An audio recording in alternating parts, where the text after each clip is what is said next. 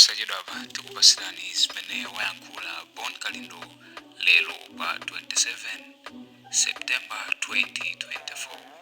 Paja Bon Kalindo mwini wake amati ndi president wa anthu osauka komanso president wa bungwe lawo lomenyera ufulu limene anthu amadalira ambiri Malawi muno la Malawi First. Ndipo Bon Kalindo lero pa 27 Septemba wayankhula motere, tamverani.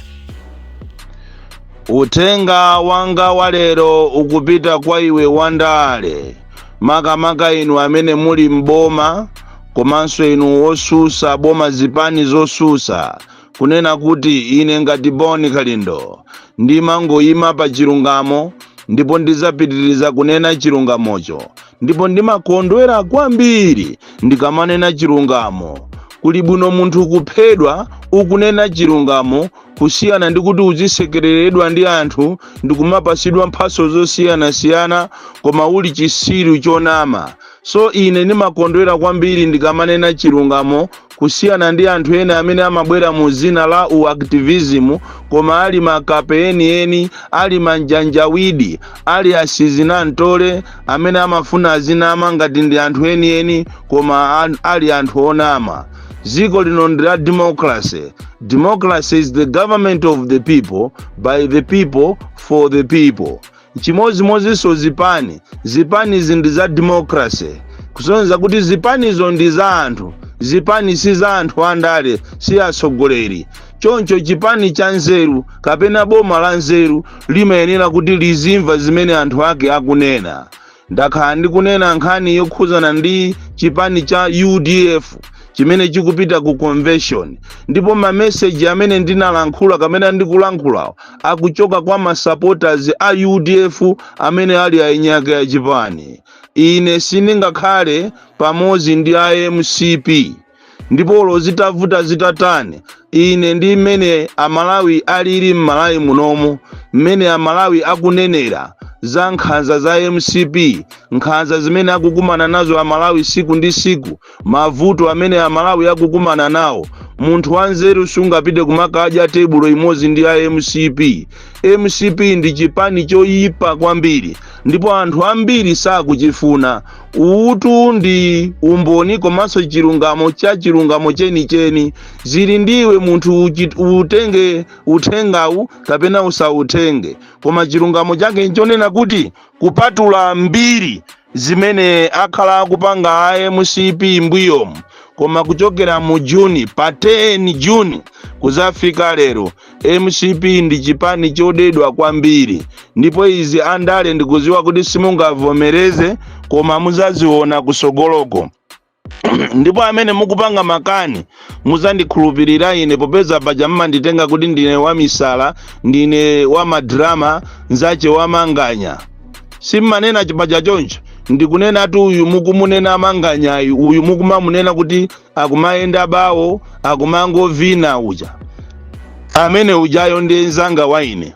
Koma ndafuna ndikuuze ndikunena kuti chilungamo ndi chabwino, choncho ndizapitiriza kuyima pa chilungamo. Chimozimozinso inu a UDF ngati mukuwayitana MCP ku convention yanu, ine ngati woyimirira amalawi amene akukumana ndi mavuto ku convention iko sindibwerako chifukwa amalawi andiresa, koma ngati MCP sabwerako ine ndiye ndibwera chifukwa sizingatheke kuti ine ndikakhale nyumba imodzi ndi MCP.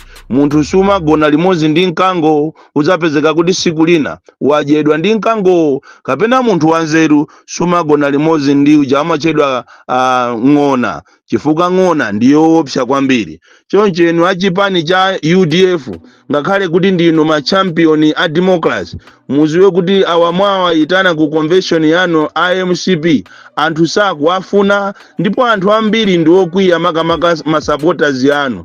Zili ndinu akuluakulu amene mukuzitenga kuti ndinu ma champion a democracy, mupitirire ndi ganizo lanu ati you are on perry kuwayitana anthuwo, koma mukuzionongera mbiri ndi chipani chanu komanso mukubweretsa mkwiyo wa Malawi.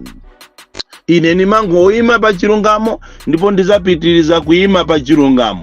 mwachisanzo padakali panopa ineyo ngati Bon Kalindo the DC ndili ndi umboni onena kuti President Chakwera komanso ma ministers ena atatu akufuna apange deal yokuti abe 1 trillion kuzera ku bogus suppliers.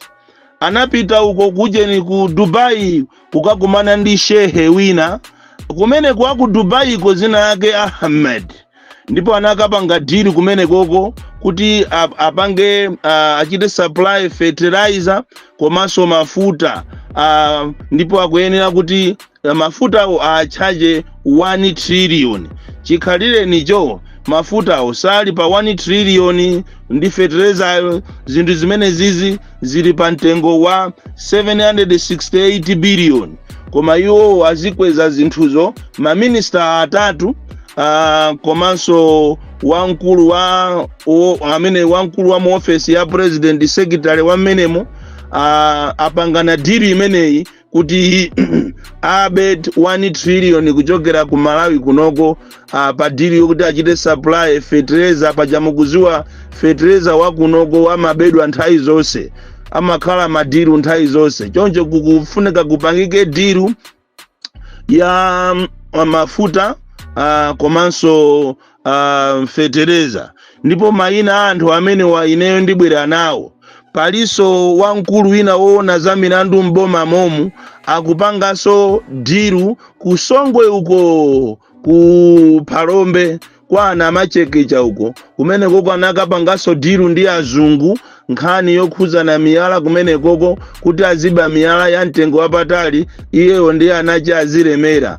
Amene iso ndi muulula mu audio imene ikubwera nditchula mayina sopano onse ama ministers amene akufuna kuba fertilizer, akufuna kuba mafuta komanso akulu ena aboma. Ine ndimangoyima pa chilungamo basi.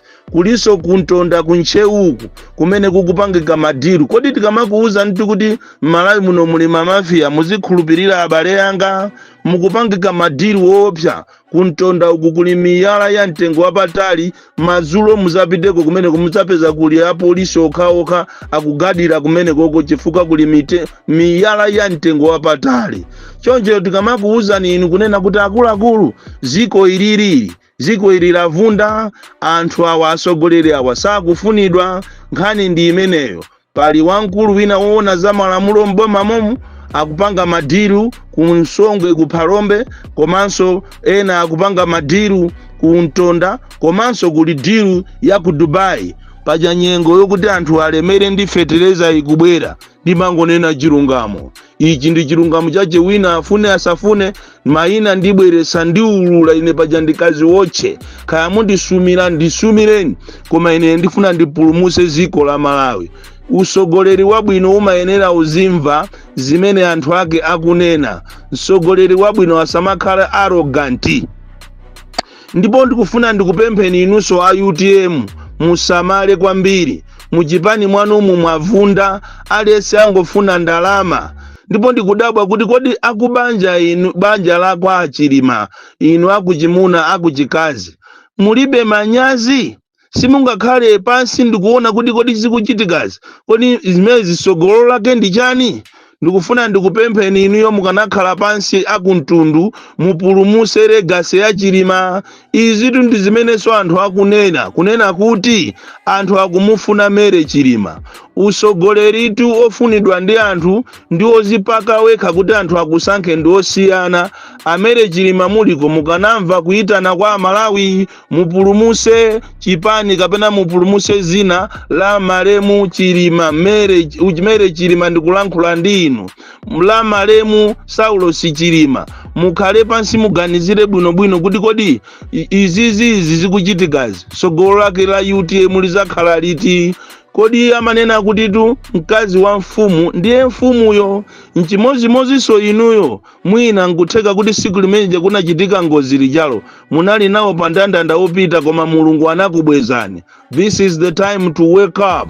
You are no longer a kid. Anthu a Malawi akulira akufuna athane ni manyaka akuchitika muziko muno. chifukwa muziko munotu ndiye muli uve umene ukuchitikawo. Anthu akukufunani choncho musanyalanyaze. Nthawi zina kuyitana amene Mulungu anamuyitanira Esau kumamverako khutu ndi bwino. Amalawi akufuna mmere chilima, kaya mundida musandide, kaya muaononga ndalama zanu anthu ena kale, koma chilungamo chake nchonena kuti anthu akufuna mere chilima. Ndipo amene mmamuziwa mere chilima tamutumizireni audio mumuuze kuti Amalawi akutena kuti ati akukufunani inu muyimirire ku UTM. That is the only way you can keep legacy. Palibe munthu amene angakusungireni zina, angakusungireni chuma chimene anapanga mamuna wanu, zimene aspirations amene amafuna malemu Saulos Chilima, palibe wina amene apange. Ena wangobwera zulo chifukwa kuti anali anzawo, ena wangobwera ataona kuti chuma cha masiye chaphweka. Ndiye mukanapita mukathandizane ndi anthu ankhalakale a UTM kuti musunge chipani, musunge zina. Utu ndi uthenga umene ukuchokera kwa Amalawi. Si ine ndangodusamo chifukwa Malawi muno zinthu sizili bwino. Mukaziyang'ana makona onse a Malawi mene anthu akuzunzikira. Mwachisanzo tapitani ku Mozambique border kumulanje, mukaone mene apolisi akuzunzira anthu, mukaone mene immigration akuzunzira anthu. Inu kumene kujako mukuziwa kuti ndi ku border kuli ma intermarriages. Anthu ena amalima ku Malawi, anthu ena amalima ku Mozambique. Kuti munthu uduse pa border paja upite ukalime ku Mozambique akumamulipirisa munthu 5,000. Ndalama yonse osampasa receipt. Ziko la anthu okuba, president okuba, anthu ama ministers ake okuba, komanso ma officers okuba. Munthu kuti ungogula katundu wako kuchokera ku Limbi kaya ku Lilongwe kuti uzipita naye ku Mozambique border, apolisi akakupeza pa road block akukuyimisa ati uwaonese mapepala, kena kwa mutenge katundu uja akulande. Ndiziko tulomvesa chisoni tulimene liti. Apolisi afikapo pena olo mprisonimu. Ndamva chisoni kuti munthu wina wadwala anamuombera apolisi ku Lilongwe ndikupita naye ku Central Hospital, ali pa bed pompo, angobwera prison ndikumutenga munthu asanachire, achipatala akumpasa treatment asanachire ndikumutenga ndikumuthawisa. Kumene apita naye munthu chasakuziwika, abale ache sakuziwa kumene wapita mbale wawo. So zinthu zangati izizi zopusa izizi zikufunikira asogoleri amasomphenya, asogoleri achinyamata, chifukwa awawawa akula. Ndi chifukwa chete makuuza ni inuyo a opposition kunena kuti tagwirizanani, mugwirizane for the sake of the country. Ndale za lero si ndale zazana. Amalawi anatopa, sopano anatopa, achinyamata anatopa. Ndipo ngati mungapange makani kutero kuti manyumbano mwanu musopano muzibwera ma demonstrations, oti mademo ena akubwera ku nyumba kwa mere chilima kuti anthu adziwe kuti muima kapena simuima. Mademo ena ku DPP, mademo ena ku UDF, mademo ena ku Afford. Achinyamata atopa sopano ndi mmene ziko lili kuyendera. So mukanamamvera, mukanamachera makutu anu, muzimva zimene akunena anthu. Chifukwa inu mwangokhala anthu ongoyimirira chabe. Mupite ku ujeni kumangoche, munthu wina anamuphanzaje, anthu popita ku polisi kukachita ripoti akugwira anthu amene anthu wena ndi osalakwa, malamuti akamugwire munthu waphanzaje uja akugwira anthu ena osalakwa. Tikunena pano anthu amene anapanga ma demonstrations kumangoche ali mundende, pomwe amene anapha munthuyo ali kunja. Abale awo akuzunzika koopsa kumangochiko. Mukhoza kuliona kuti ndi boma ziko lomvesa chisoni, limene lilibe welfare, limene lilibe chidwi ndi anthu aje kuona zikuchitika. Aliyense wangosegula maso aje kumango babazi. Kutero kupano pazafika kuti ichi ndi changa, ichi ndi changa, kumango babazi. Palibe pamene akuganizirapo umphawi wa Amalawi. Akakhala anthu amene anapuma pa ntchito ngati ku Adimaki, amene onde akuzunzika kopsa. Pali nkulu ina panopa anapanga stroke chifukwa choganizira makobiri ache. Yeti tili ndi members of parliament amene akuyenera kupanga malamulo kuti anthu azilandira makobiri yawo. reason yopitira ku parliament ndikupanga malamulo okomera amalawi wonse, koma ku Malawi kuno ama members of parliament amangopita kumene kuja ndikumanga ngodyako mandalama basi, ma allowance palibepo anything tangible chimene akupanga kumene koko. So ndiziko lomvesa chisoni. So uthenga wanga wa mama wa uno ukupita kuja kumachedwa ku UDF kunena kuti ngati munga kakamile chiganizo chanu choita na IMCP, ine ngati wa civil society activist oyimirira Malawi amene ndili ndi okwiya kwambiri chifukwa cha mmene boma lili kuyendera, ine kumene kusindibwera. Koma ngati amene wasabwera, inetu ndibwera kuti ndizaone ngati ndizakhale ngati watchman woyang'anira kuti kodi democracy ikuyenda bwanji.